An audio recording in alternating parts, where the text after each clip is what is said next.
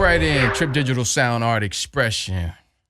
We got my man Lester Mendoza in the building. Hello. We got my dude Keith Tidsdale in the background. What's up? And we got my guy in the building, HitMakerChinx. What's going on, kid? Chinx. What's up? Just happy to be here, fellas. What's going on, man? Cooler. What's up with you, man? You the man. You just seen the Got a world good vibe, last man. year. Loving the vibe, man. You just come in full of energy. Oh, yeah, man. You know, it's regular vibes, man. Because if it ain't positive, then what is it, man? It ain't nothing. That's what it is. That's what's up, man. HitMakerChinx in the building. But you got like two superpowers going on, man. You got the music thing and you got the dancing thing. But I'm going to start off with where you from, because you're dwelling in the West Coast, but where you from, really? Oh, you already know, man. HitMakerChinx from Brooklyn, New York. Flatbush, Brooklyn. Yes, sir. Mm-hmm. All right. Flatbush. Yeah. Flatbush. Man. Peace to all our East Coast people. Oh, that's yes. out there, man. You know, we got a family that's out there. But yo, where did it all start from you? What your influences, man? Starting from day one, you coming into this earth, like how'd you even get into sound and dance and stuff like that? Where'd that come from? It's so crazy, man. If I could really think back, because I'm going to try to really level with you guys. I'm feeling great, man, you know? Word up. I feel like everything really, I used to have a niche for certain things that came on TV, like, you know, seeing Omarion dancing on TV, you know, things like that, watching Timbaland make beats, you know, little things like that. Yeah. I used to see it and have an interest in it, but didn't know why. Right. So I didn't move, but I went to California for the first time. It was the summertime. I went to Victorville, California, hung out with my cousin, MC's Michael, and he was making beats. Okay. In my head, I'm like, oh, snap, this is dope. I just finished seeing Timbaland do something cool. Like, you know, Like this is how it happens. Okay. Yeah. What was he using? He was using FL Studio. Back then, it was FL Studio 3, bro. Okay. Timbaland. Yeah. Oh, yeah. Timbaland had did a special where he had made a beat on 106 in Park, and then just, Wow. Yeah. I was I just gotta look inspired, that one up, man. Yeah, no, me too. That's I love Timbaland. Yeah. Yeah. Wow. So it started with, you know, seeing, and then your cousin and everything like that. When did you get involved? Did you get involved with the dancing first, or you got involved with the beat making, or it all just happened at the same time? Crazy thing. So the next day after I see my cousin making beats, we went to the mall. Then he started breakdancing in the mall. Yeah. So I'm like, oh, this guy's doing everything. And the girls was like, I'm like, nah, I got to do that shit. Yeah. What, get the girls? Well, I mean, I'm not a savage, but you know. Not a player, I just crush it like. Oh. It's always because of a girl, right? It's always because of a girl. I got to love what you guys on one time. I'm telling you right now, you would tell a guy to go clean up his room. As my mom would tell me clean up my room all day long. Yeah. Let a girl be coming over, bro. I'm telling you. Spick and span. Yeah. All of a sudden. Yeah. Anything for the pussy. Motor. Hey, we can curse on this show, man. Yeah. Yo, cover your kids. Cover your kids. Not even their ears, just cover them. Totally. Cover them. Yeah. All right. So, yeah, you saw your cousin break dancing and everything like that. So, when was the professionalism coming in with that? Like, did you get a break in between that time that you decided? Like, what was your first works on your own? It's so crazy how it happened, because it's like, you know, after seeing him do it, of course, I wasn't doing it right then and there. I was like, nah. Yeah. First thing and I what started. age were you? Because you're like super young right now. Oh, yeah, bro. I was like 12 when I went to Cali and started like learning how to make beats and stuff. Okay. So I came back home and I had the compact Passario computer, the big fat back computer. Yeah. Shit weighed like 100 pounds. I'm telling you, man. All my friends had internet. I didn't even have internet. I was trying to get the dial-up situation going. AOL. Shit like, Imagine people trying to load up their beats right now with that. Right? Shit. I was just, making beats for a while. You know, started getting into beats more. 12, 13, 14, high school now. I'm like making beats and giving it people on floppy disk. Like just making it. Nothing too serious, Yeah. I keep going with it. It's like a drug. I can't stop. I get into like 16, 17. Mm-hmm. Now 17, 18 go on. Then it hits after high school. Now after high school is like where it starts getting a little bit more serious, because now I'm free now. I get to go everywhere. Yeah. So So now, are you back in New York at that time? Still in New York. You Still know, in New York. Yeah. never. Yeah, I you know, of course, I visited over the time. I visited my cousins in California. Yeah. Came back. You know, next summer after that, I visited my cousins in Georgia. Had an influence out there too. Yeah. So I was still building my style really until like 2000 and like say about 2 or 4 or whatever. That's when I really like started like getting into like the flexing vibe, and that's where I kind of made my name through the dance music itself. You know. Okay. Because you know, my beats, I guess it was trash. It wasn't really picking up with the artists really. Yeah, But that's crazy going from like New York to California to Georgia. That's like that's 3 different sounds right there. Yeah. So how does that influence to your beat making? I mean, what sound do you think of when you're actually making a beat? Do you think of the East Coast sound, the West Coast sound? I think in all naturality, the East Coast sound is what drives me. And, you know, I take what I hear off of the energy I get from the other places, and, you know, I formulate it in my way, as any other artist does, you know. Yeah, you hear sure. what you hear, you try to do it your way at all times. Yeah. So yeah, I feel like the biggest influence, though, was the Caribbean culture to me. Yeah. Because I'm West Indian. And that's hot right now. That's I mean, it's always been a dance thing, but right now it's like a tropical type of vibe that's coming out in these pop records. yeah, It's like man. super hot right now. I feel like dancehall is like the foundation of music. You're right. bro. Yes, It's sir. like- One Right. drop. Yeah, for sure. Yeah.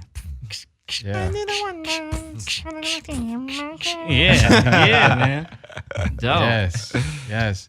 So I know a lot of kids, man. They like to hear, like, what high school did you go to in Brooklyn? Oh man, actually, I didn't even go to school in Brooklyn. Oh. See, so Right. I was born in Brooklyn, New York, right? Okay. And then my mom had moved to Queens, right? Okay. Good. So I Yes. was also living in Queens. What And part? then, in Jamaica, Queens. Jamaica. Yeah. Big up. Yes. So I was going to a school outside there. So basically, I was going to school out there and then living with my father back in Brooklyn. So it'd Okay. be like a back and forth thing between the parents. Yeah. So growing up, though, you know, it was never really an outside thing for me. I was like a sheltered kid. I was always inside doors. Yeah. And then, you know, throughout my high school life is when I was really like outdoors and just, you know, amongst the streets. But I mostly hung out inside Brooklyn. Okay. So And the high school you went to? in the high school I went to was actually Fashion Industries. Fashion industry. And that Okay. was in the city, yes. Okay. So I just took it. I could have, you know, I thought about it. You know, that was one on my list. Midwood High School, I could have went there with my brothers. But, you know, fashion just turned out to be an interesting story. My older sister went there. Okay. Yeah, not to say it was like, you know, I mean, of course, 90% girls, but I Yeah. felt like, you know, I just Sounds wanted- like a vacation every right. day. I mean, you know, so I want to go to school today because 90% girls. Okay. yeah. So yeah, man, you know, I was like, you know, let me get into art school because my junior high school year was like more technical. I was into the Yeah. computers. You know what I'm saying? Okay. So got artsy in high school, and then that kind of like opened my mind to a lot of other stuff. Yeah. Yeah, and that's through people in my high school is actually how I got involved with flex dancing and the whole culture that was, you know, coming up in Brooklyn because, you know, me growing up in Brooklyn, Yeah. I know about dancehall parties, you know, the regular vibes, Yeah. but this whole dancing style just came out of left field to me. Right. Mm. Was it popular then for the flex style? I mean, did you see it in videos? Did you see it like and Yeah, popping up in different It was places? like, yeah, it was coming up. Like for instance, certain dancehall artists that was coming up at the time in around 2002 to like 2008. Yeah. You would have artists such as Wayne Wonder, who was like, you know, bounce along, bounce. Yeah, There was a yeah. lot of flex dancers in there, you know what I'm saying? And it was from Bed-Stuy, Brooklyn. That's where they shot the video. Dope. Yeah, so it He was- had it this was a big dope cut. influence, Wayne man. Wonder. What was his biggest record? Dang, no letting go. Yes, na, that shit na, was na. so big and so Oh, hot, man. man, bro. Man, No, man. yeah. I was in Chicago at the time, spinning at a reggae club. Word. Yeah, the Okay. Wild Hair, and man, every time I would play that joint, man, it was Big just shout out like, to Chicago, man. just because we got a big West Indian Yeah. culture out there, and we got a big Jamaican culture that's out there as well. I only ate food out there, man. I'm telling you, I had some Jamaican food and I went to a nice Haitian spot out there in Chicago. Yes, they But got a that's bunch it, of yeah. Haitians on the north side. Yeah, got the best haircut of my life actually in Chicago. I'm like, I gotta keep it real with you, bro. Yo, Yeah. the fucking fades, man, with the etches, with the Steve Harvey I'm joints. telling you, man, they pull up with the sharp blade, bro. Yes, sir. Big up to Chi-Town. I'm from Chicago, so that's what's up. But all right, so the flexing, dancing, and everything, and so where'd you get in? Oh, let me ask you this: if you can describe flex dancing in a few words, like to the listeners, if they can't see what flexing looks like, how would you describe the movements? What does it look like, or what does it feel like? Okay, I could tell you both. All right. So as far as the looks of it, flex dancing would be, okay, I'm gonna break it down. Flex dancing came from Bruck Up. Bruck Up was a dancehall artist, actually, a dancehall dancer who used to do a bunch of reggae dances, and the Bruck Up was like a pop of the shoulder. So for the West Indians or the people who are actually familiar with that, and basically through the dancehall dances is how the dancehall style was formed. And when Bruck Up came to America, inside Brooklyn, New York, he would go to the parties and he would dance, and then he would have a certain animated face. So it was more of like a free form type of dancing style to the reggae rhythm. You know what I'm saying? Yeah. Mm-hmm. So flexing only came after there was a broadcast access type of channel that only showed in Brooklyn, and the TV show is called Flex in Brooklyn, and that's how the name flexing came about from the TV show. Yeah.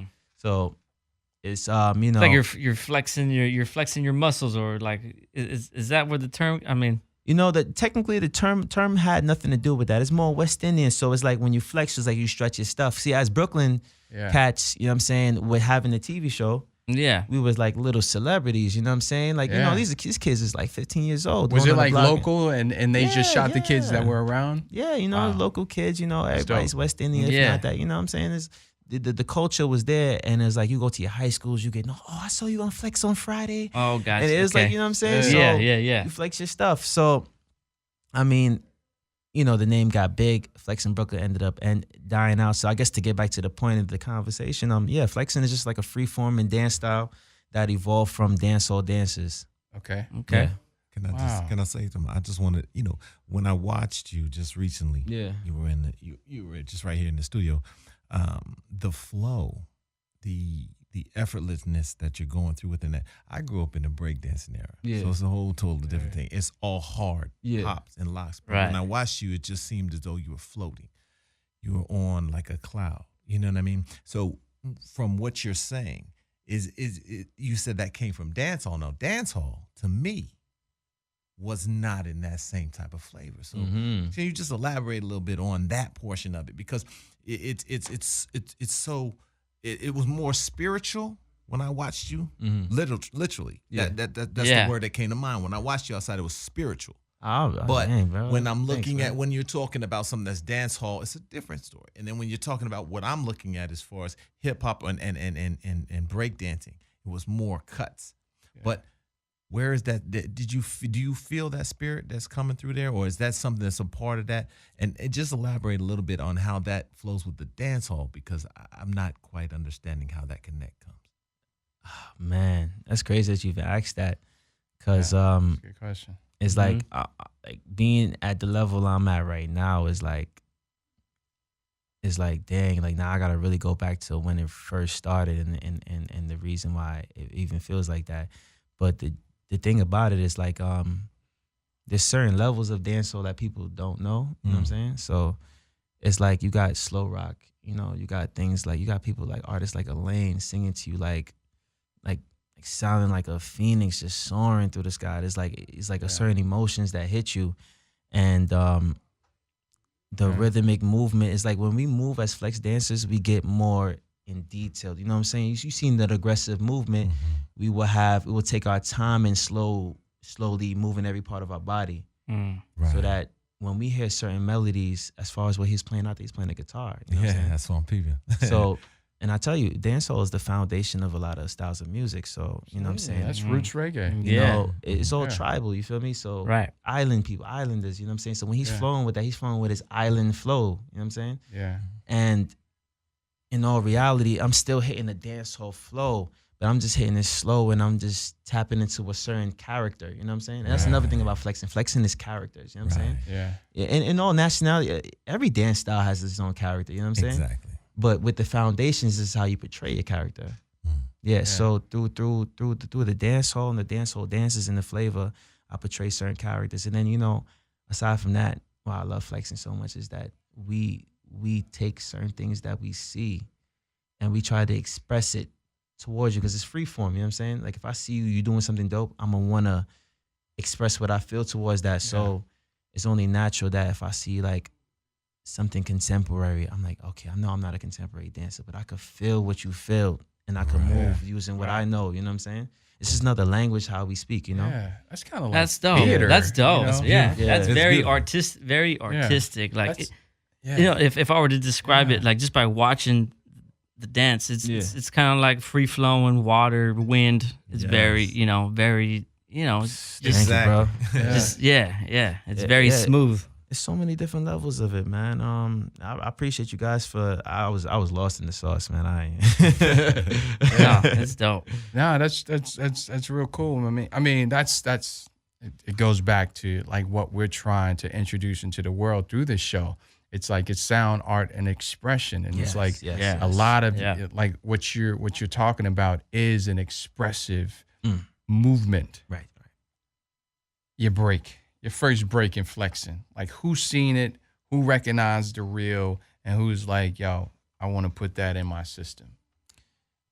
Man. So of course, you know, going through the music or whatever, into the flexing game, I was a dancer, of course, but the thing that I was known for was the music. So one of my boys, you know, I used to see the dancing throughout a whole different outlet. I'm like, damn, this could be like a big thing. So one of my boys, his name is Roosevelt. He was a big influence in my dancing. He's the reason why I kept dancing a lot. You know what I'm saying? Yeah. There was an audition for a dance TV show called Paula Abdul Live to Dance. I told him about the audition. We both went. This was in New York? In New York, yeah. So he made it. I didn't make it. So I was just the support, you know.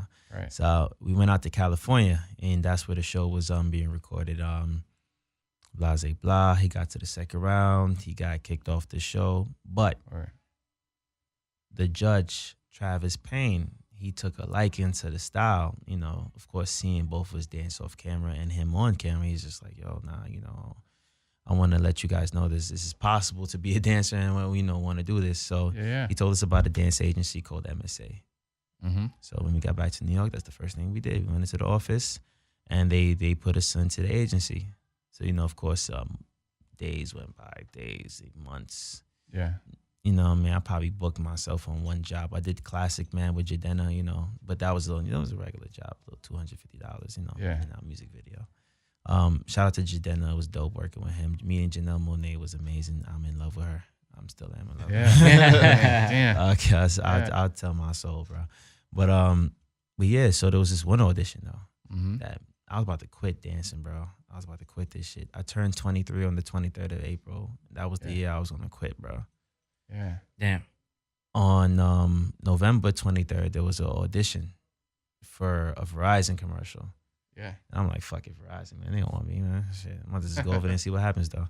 Right. So I went, you know, danced. I didn't care. I was just like, fuck it. They called me back into the room. I was like, okay. They wanted to see me do more stuff. I was like, shit, bro, whatever. Did my thing. Left. They was like, they was just showing so much love, bro. But I didn't care about that. Unbelievable. Shit. That's great. The universe was just like saying, hey, don't get back here. Get back in here. Get back to dancing. Yeah, my time. I was just like, man, it was whatever, bro. I low key, I thought my friend got it because he's the one that usually gets everything. Yeah. So I was like, yeah, man, this is you, man, bro. You got it. So I went home, whatever. The next morning, I got an email saying that I'm on hold for the job, and later on, not even the day after, they told me I'm booked. Wow. And I was like, what the fuck? That's like crazy. my first job, bro. That's crazy. Yeah. I get to, you know, come home and tell my mom something. Yeah. You know? Shit. Yeah, like she kicked me out the house. Like that. It was a bad time, you know what I'm saying? Yeah. And then that came and I was just like, wow. Wow. How long ago was this? Like 2013. Yeah, this is recent. Yeah. Like, man. Yeah, Damn, 2013 really started it all for me. How many times have we heard on the show, like, there's so many times I wanted to give up on music. Yeah. There's so many times I wanted to give up on this art. Yep. And same story, and we hear it over and over. But then the cats that are telling these stories, that they're in a better place now, and they're telling us amazing stories of why they're still doing what they're doing. And it's just, it's crazy, man. It's like, it's hard. There's a reason why the true, soldiers of like art are the ones that are like, survive doing it just till the end. And you said it right, soldiers, man, because I mean, something of a higher soul, power. like with like SOUL, you know what I mean, like I felt that one. Soldier. Right. Yeah, it's like something of a higher power knows that this is what you're supposed to be doing, and you're touched by something else. It's not the fame, it's not anything else, and it just pulls you back because you're gonna actually help people understand the art form a little bit more. That's crazy that you even say that, because it's like over the time I started to realize that this is bigger than me. It's like I don't even know what I'm getting. I still don't know. You know what I'm saying? Like over the blessings that's been happening over the years, I don't know. Yeah. But I've known that I've been inspiring people, and it's like, and I'm still being inspired. You know what I'm saying? I'm still like here, like learning from people, and it's like people are telling me they're inspired by me, and I'm just like, bro, I'm still here trying to learn like you guys, man. So it's just a crazy trip, man. The best advice I could give to people, man, because I really care about that, like about like quitting on what you love. Yeah. I was just talking about it when I came in here, man. It's like, if you had $1 million, what would you do? You do what you love, right? So in all reality, $1 million shouldn't even matter. You should keep doing what you love. Yeah. And I'm telling you, it will take you to your breaking point. But how much do you really love what you do? You know what I'm saying? Or love it. You know what I mean? In all reality, and aside from that, don't even think about quitting. If you can quit, pass it on to somebody. Teach somebody. Yeah. Yeah. I like that. Because you gained a lot of knowledge along the way. I mean, so that's not gonna leave when you quit. Yeah. So you might as well, write a book. So you got the Verizon commercial. I'm gonna fast forward. Rihanna. How'd that happen? Bro. So I feel like that is like literally the next story. So I mean, the only story in between that is I produced music for Step of Five, and it was a genre of music, with the flexing. It was a genre of music that I had, and this all deals with Rihanna too. Yeah. So it was a genre of music that I had called FDM, right? What does that stand for? FDM stands for Flex Dance Music. So have the flex dancing that I, chatted about. We also had our own music, Right. Not EDM, FDM. FDM. Now, did you create that genre, or it already had its own thing rocking? The genre was called Flex Tunes. Now, Flex Tunes was basically DJs, because, of course, in West Indies, there's a lot of DJs. So DJs would be taking the reggae rhythms and forming new sounds out of it, because it's like, when you done dance to all the rhythms, it's like, what you going to do now? Right. But black people, we cultural, we got to do crazy stuff. So they created Flex Tunes, putting stuff together. Yeah. And then that's how the sound came out. When I came into the game, when I was telling you earlier, I wasn't a DJ. I was just a producer. Right. So I tried to do what I can with the beats. Right. And that's what made me. And then eventually I created the track Earthquake, sent it in for Step Up. It got into the movie. And from then on, I was like, okay, I seen the dancing was taken serious. Now the music is getting serious too. Yeah. So now at that point, I was like, all right, cool. It needs a name, FDM. Yeah. FDM was the name. So EDM is the pop music, FDM is the reggae. So fast forward, Rihanna. I'm in California. I moved to California with $20 in my pocket. Yes, I did a commercial and everything, but after all of that, that was the only gig I had. Yeah. Got broke, I still had $20. Went to Cali, said fuck it. Couple of auditions, the year went by. 2015 is when I went to Cali, and then 2015 and 16 is that whole year from May to like December. In December there was an audition. Yeah.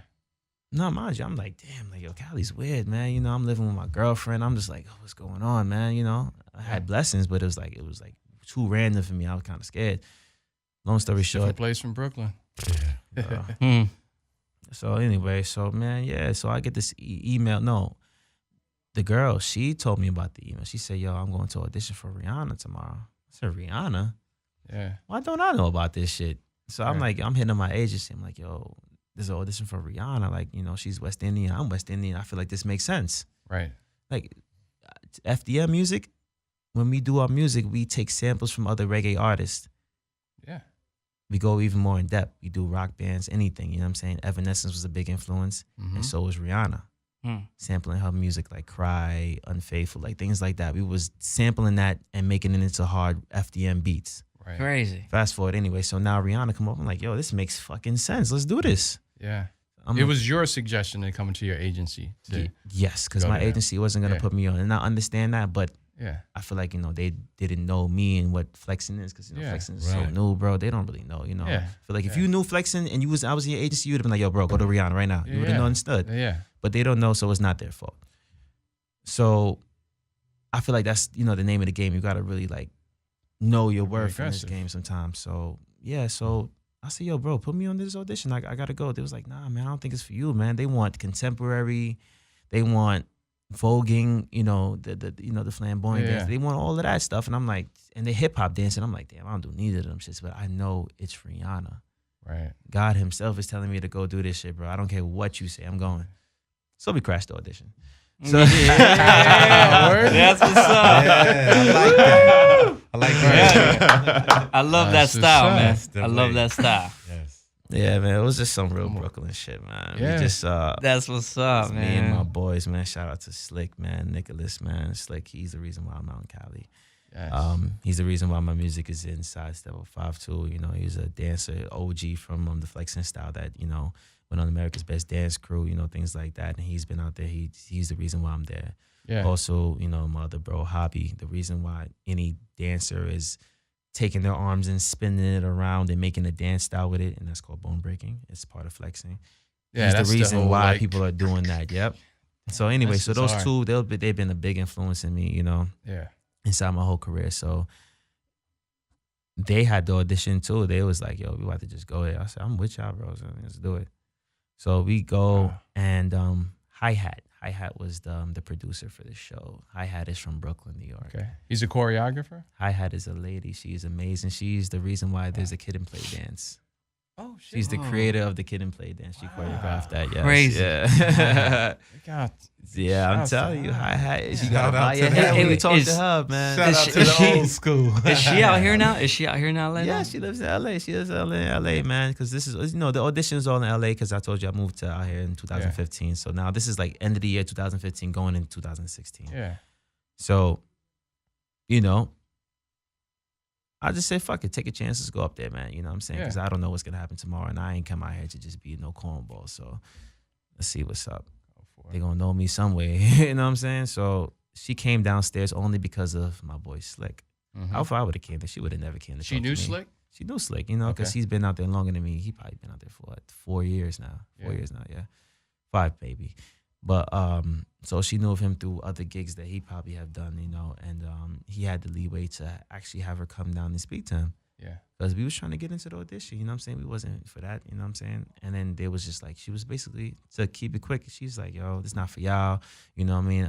You know, they want the flamboyant and the hip hop choreography, and that's not for y'all. We was like, all right, cool, whatever. Send us home. Went home, smoked a spliff, play Call of Duty, regular shit. Yeah.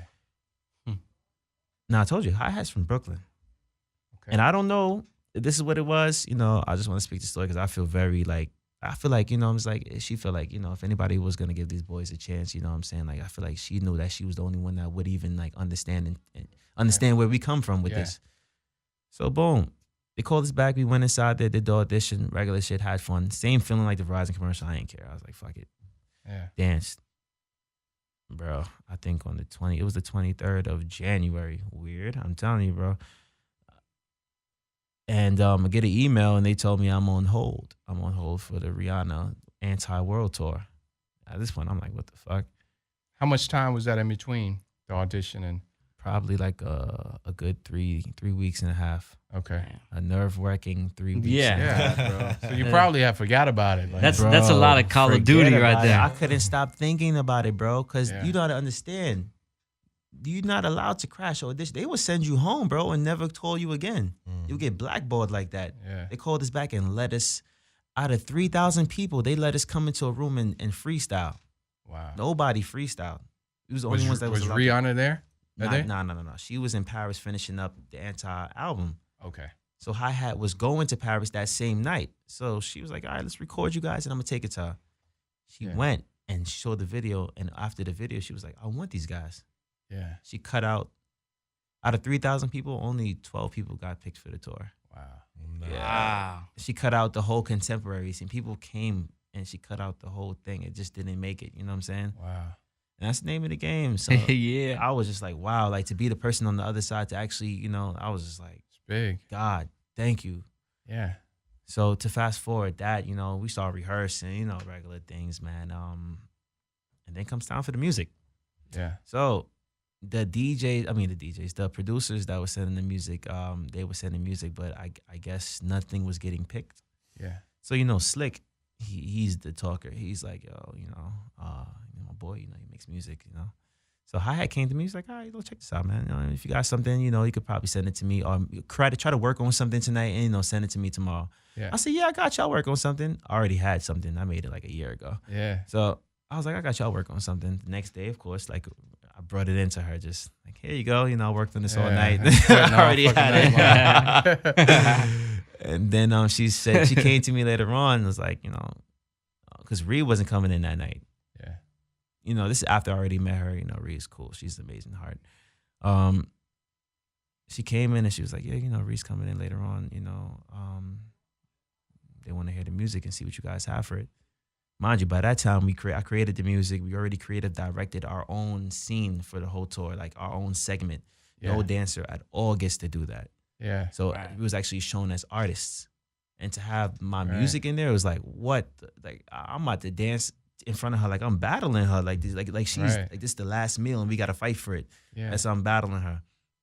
So anyway, the song comes on, she's sitting in front of me, I'm dancing, doing my thing, regular shit, same thing like the Verizon, whatever, audition. Mm-hmm. Just do your thing and not really care. Just, you know, have fun. After that was the craziest thing. Yo, my jaws dropped on the inside. What happened? She ran up to us. And this is Rihanna. She don't do that to nobody. Right. You know what I'm saying? And I'm humble that she even like thought this was exciting like that. You know what I'm saying? Like she don't do that for anybody. Like she ran up to you guys. Yeah, like, because you know after we danced, we walked to Hi-Hat and was just we just did our thing. We had to be professional. Right. To the side. But she came over like I was like in the corner of my eye, I seen somebody coming. I'm like, right. Oh, but you gotta act cool, you know. And inside, I'm like, oh shit. So she's like, oh, listen, I love this shit. Like this your music? You made that? I was like, yeah, you know, I told this is FDM. This is a genre of music that I'm trying to pioneer. It's the music that fuels our dancing style, flexing. And she's like, yo, I have to have this on the tour. Yeah. This has to be on the tour. I need this. It's amazing. I was like, yo, you don't even understand what you're doing right now. Like, this is like a prophecy. Like, people have been sampling your music for years. And it's like, wow. Like, you don't even know what you're doing for our culture. You know what I'm saying? Like Crumpin you got to understand, Crumpin has a movie. You know what I'm saying? They have 2 movies and they have an artist, Chris Brown, who's crumping and doing his thing. Yeah. Flexing don't got shit, bro. Right. Don't got nothing but stories. So Rihanna runs up to you and you like cream your pants. And, you know, things happen. She ran up to me. I threw on the Isaac Hayes voice. Was it in like slow motion? She's like run up to you like on a slow motion joints, like on the beach? I'm telling you, she looked like she was in one of those music videos, bro. Just her eye had a sparkle. You know what I'm saying? Did she like touch you? Like when she rubbed my face a little bit. She rubbed my She like from my eye down to my cheek. She rubbed that. So you never watched that side of your face. A year went by. I never watched that side of my face. I was like, that's an interesting way to give validations. Guys, I'm joking. But when she came over, man, it was just like, damn, like I was just like, yo, this huge artist, you know, is really coming up to me and saying this. I mean, dancers never do nothing. Produce and dance at the same time. When I grew up, man, people told me that's the devil. Like, you know what I mean? Like they act like it was impossible. Yeah. And then, you know, she made it possible. Yeah. Yeah. I mean, I think a lot of great producers were, or they're like closet dancers. Because I was a dancer. That's how I got into production. I was breakdancing. And going into the music, it was like, oh, man, let me just make it do like I was doing it, you know? YG was a dancer, man. Diddy was a dancer. Yeah, man. We had to test out the music. We had to see what it do. But you're taking it to a level that you're using the dancing and using the music all together, and that hasn't been done yet. And to have Rihanna see that, you know, world-renowned artist, that's beautiful. So you get recognized. They're using the music. Your first time going on tour. I think we had talked like in between that time, bro. It was like you wasn't there. You wasn't there mentally. I'm asking you what's going on. I'm like, damn, that's huge. I'm like, I just talked to you in New York, man. You needed a job, man. Now you're like fucking going on tour with Rihanna. Like, what's good? What's really? You're not telling me something. What's up? Bro. I had to tell you. I had to call you by your government name. I was like, yo, what up, B? Like, man. So like you go on tour, man. Like, what was that like? Seeing the world? Because I'm watching the gram. I'm like, I'm fucking believable, bro, man. Seeing the world with Rihanna sound like a rap song. Like that's something a rapper would talk about. Like going on tour with Rihanna. Yeah, right. I was there, man. And I was just like to see everything. I probably only went to like 3 states: Cali, Georgia, Maryland. You know, yeah. I saw all the states. You know, I also saw Canada. Yeah, Canada was trippy, and then going to Europe was even trippier. But and like the sea of people watching you. Like what's that like? I feel like what's that energy the thing like? to talk about is the first show. We went to Miami. Tampa was the first show. Yeah. And then Miami followed right after. Tampa was even huge for me. Wow. But then when we did Miami, bro, I was like, yo. And it was like probably like 40,000 people. That was a lot to me. You know what I'm saying? That was a lot. Yeah. I was like, what the fuck? The moment it hit me, though, is when I heard HitMakerChinx on that loud fucking speaker. Wow. And the crowd was like, and then, because in the routine, I come out first. I stand up, and it says HitMakerChinx, and a light flash on me. And then I walk out. And everybody's screaming. I get like a moment of clarity. I walk out, listen to everybody, and then I bust into the music. I wanted to cry, bro. I jumped off of that stage. I was fucking tripping. Like I never heard my music that loud in my life. I'm getting before. goosebumps. I know. I was like, hey, like, fuck, man. Hey. And the trippiest part about it, you know what I'm saying? Before we even got in there, man, you know what I'm saying? Timberland walked by me. I was like, this is fucking Timberland, bro. He walked by me. I ain't say nothing to him. You know, I looked at him. Right, you from Brooklyn. I ain't gonna want to be sweating nobody, man. Right. You know what I mean? It's the God right here. So I just like, it was a blessing to know he heard. Yeah. He heard, you know what I'm saying? So people are listening, man. And but yeah, first show was fucking crazy, bro. I lost my mind. I jumped off the stage. I screamed. Celebrated. Yeah. It didn't. I didn't realize that sea of people was nothing compared to Europe. Yeah. Europe was 100,000. Wow. And then some. I'm talking about festivals with seas of people, like 200. It was like. It's beyond. It is beyond. I know exactly wow. what you're talking about. That's amazing, man. That's amazing. It was crazy, man. Oh, man. It was like the craziest experience. I met so many artists. I got to level with so many artists, you know what I'm saying? I got to, level with Rihanna, like on like a friend basis, you know what I'm saying? Like everybody was family. You know what I mean? How long is this tour when you guys are from like the point from the first show to the point of like, all right, that's a wrap? Okay, the first show was it was in March. March 12th was the first show, and then they went all the way until the end of September, and then it dragged on to November when we did Abu Dhabi. Oof. So the only thing that was canceled from the tour was Brazil. Mm-hmm. That's the only thing I missed out. There was like a Zika virus infection going on, so it was like right. That was a whole Yeah. So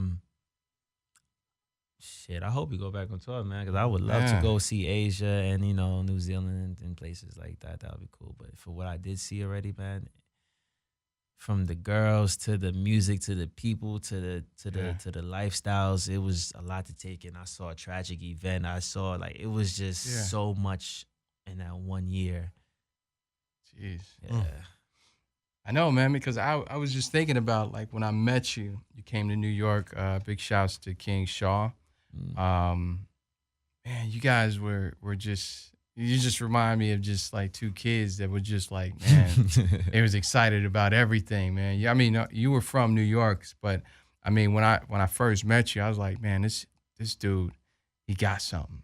You know, you quiet, but you was rolling through New York with your keyboard. You had your keyboard. Yeah, man, I have my keyboard. I was like, man, what is still going? It was cold as fuck in New York, man. But he had his like MIDI keyboard. I'm like, yo, man, what you going on a train to make a beat or something like that? Bro, like, that's cool. That's a cool image right there. Yeah. I used to dance on the train, bro. You know, I used to make this music, the FDM music, and I used to go on the train and dance to the music with my boy Ro.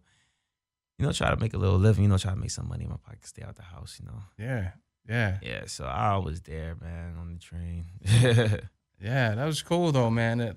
To be there with y'all, man. And I remember my friend, she was working at Universal at this time. She was an executive at Universal, so we went up there, met, and everything like that. And she pulled me to the side. She's like, I ain't making no promises. I can't get no record deals, anything like that. I'm like, man, we just up here visiting. Yeah, we're kicking it. We chilling. We don't want anything. I just wanted to show them that, you know, I was kind of sort of, you know, connected in, and there may be some possibilities depending on, you know, getting to know, because I already knew King Shaw and what we doing. We did some records and stuff like that. And, you know, meeting you and stuff like that. And I remember when you called me, we got to talk about the prank. Yo, we got to talk about the prank. This is April Fool's. I'm dying to talk about this. This man right here, he tested me, bro. Oh, man. He wanted to kick my ass, yo. You don't understand. Like, when I talked to this guy, we had ramen noodles together, bro. He leveled, you know what I'm saying? It was me, him, and Brady. We was all chopping it up, you know what I'm saying? We spent some hours together with the studio, did music, man. You're like, you know what I mean? We was bros, we was brothers, man. I'm like, damn, man, this guy's cool. You know what I'm saying? I really look up to him, man. And then one day, this motherfucker, I got to do the hazing, man. I'll let you tell the story. Man. So, this dude, he texts me.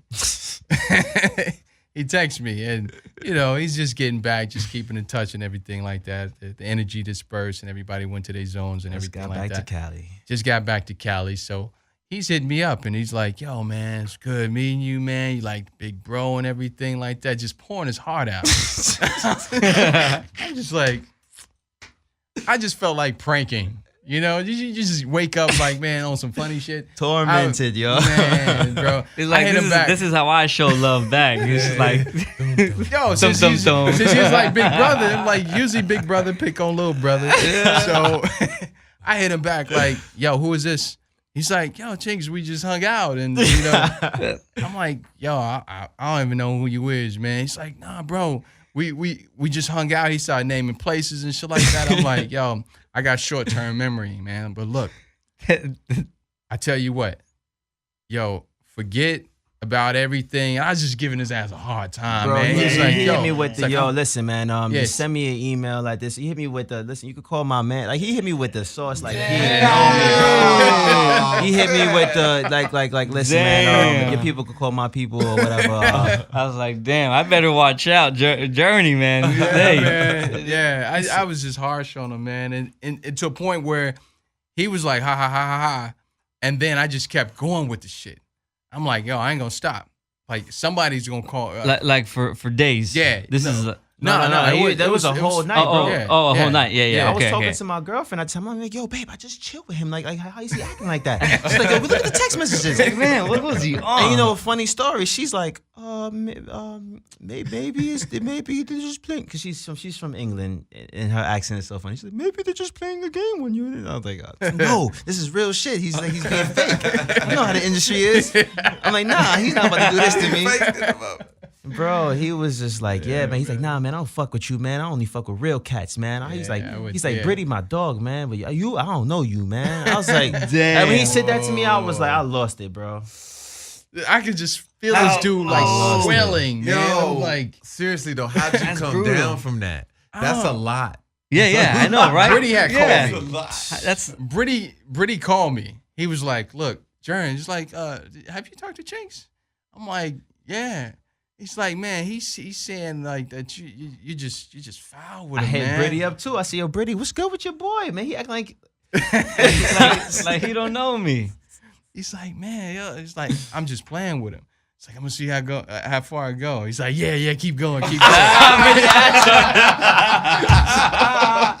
So he was a part of it too. I'm like, man, shout out to Britty. I was like, yeah. He's like, I want to close this shit out, but man, it's getting real intense, man. And we were over the text the whole time. Crazy man. shit, bro. I think he tried to call me too, and I put him in voicemail. Yeah, he hit me with the voicemail, man. Wait, what did I text you? What did I say? What was like the final?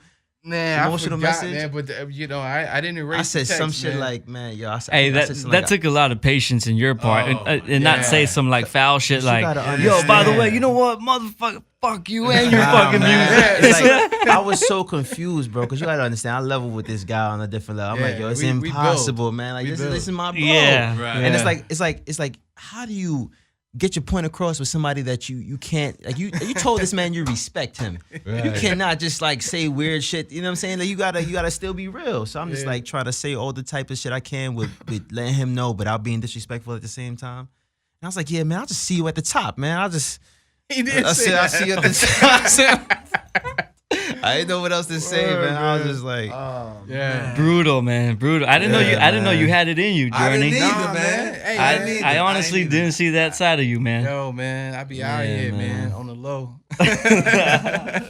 Yeah, but I saw something. I saw something in that kid, man, and I was like, yo, it was around the time where I was meeting a lot of people that was gonna be in my life at a very, very long time. yeah. And then the fact that I built with Britty so hard, King Shaw, and then he brought my man along, I was like, yo, this is family here, man. And like you said, we built, man. We were talking about the world. And I just felt that, man. But you just called me on that day, man. That shit was, yo. Hey, bro, 100%, bro. You already know, man. Got him. He caught me with that shit. Got him. Yeah. The next day he told me, I was like, man, fuck you, man. What would you tell him though? Like, just kidding, bro. We Let had me rock had out to the next day, bro. Yeah, I made beats. He was the whole tossing night. and turning. He wasn't I was mad. I sleeping. couldn't sleep. I made beats. I was up smoking. I was like, fuck this guy. Like, I cursed him out, but he didn't know I cursed him out. Like, He made that Rihanna beat that he served. I made that shit. I'm gonna see him at the top. You know, good stuff always come from it in that way. And then he was right.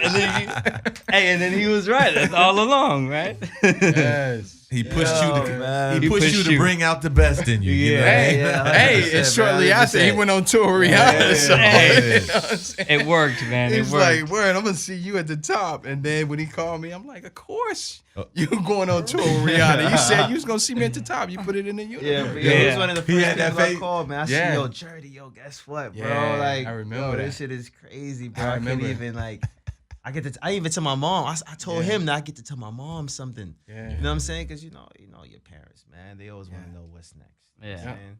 Yeah. And in this world, he's like, you don't know what's next. And I feel like that's what crushes a lot of people's spirits because it's like, you got to answer that question. Yeah. But in all reality, bro, people ask me what's next right now. As an artist, Bro, like, I don't know.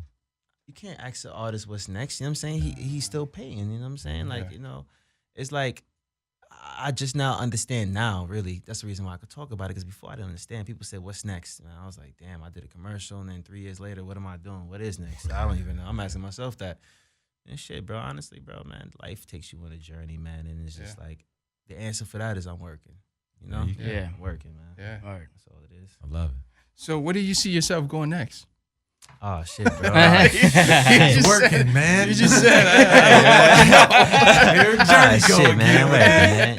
Working, man. he can't ask artists that. Still going. Still going. But in all reality, man, I ain't gonna hold you, man. Rihanna was a big influence, man. I done seen Rihanna perform it's my first concert, man. You seen me perform. Yeah. By the way, I took my mom to her first concert. That was like yeah, thing, beautiful. Bro. My mom saw her first concert. Beautiful. Like, she was proud of you, huh? Yeah, she was in some $4,000 seats, bro. Just standing up, like, bro. I was like, damn, that's dope, man. You know, she's in the back, like, Brooklyn. What was she flexing too? Bro, bro, I almost caught a heart attack, man. You know what I'm saying? The security, you know, I was the one security guard I was really cool with, and then you had security inside the venue that didn't know us. I was trying to get my mom back there, man. I wanted her to pray with us, you know, every day before the show, every single show, bro, we pray together. You know, us, Rihanna, the crew, we all pray, and then we go on stage. And that moment when we performed in Brooklyn, it was my first time in Barclays, and I said, I can't do this without praying with my mom, bro. I spazzed. I said, nah, my mom has to come back here. I would not pray. I have to have my mom here. Yeah. Got my mom back there. Rihanna said, no. She has to come back. All the crew was just like, nah, we don't know. Rihanna was like, nah, bring your mom back here. You crazy? I want to meet mommy right now. Right. Grabbed my mom's hand. You know what I mean? We all prayed, man. That's big. But yeah, you know, like I said, she inspired me so much. The next thing I want to do after seeing Major Lazer, DJ Mustard, Rihanna, everybody, bro, I want to take this music on the road, you know, FDM. I want to have a FDM tour. I want to spread the world, you know, spread it to the world, you know, get an artist. I don't really want to speak too much on the things I got in store. It's yours. It's yours. It's coming, you know. Yeah. Hold it tight. Yeah, man. Right. So, I know we wrapping up, but superpower. What do you think your superpower is? What do you know your superpower is? Shit, man. I feel like it's a few things, but I feel like what it really boils down to is the power to really engage yourself with other people and really understand people, you know what I'm saying? Understand how people feel about certain things.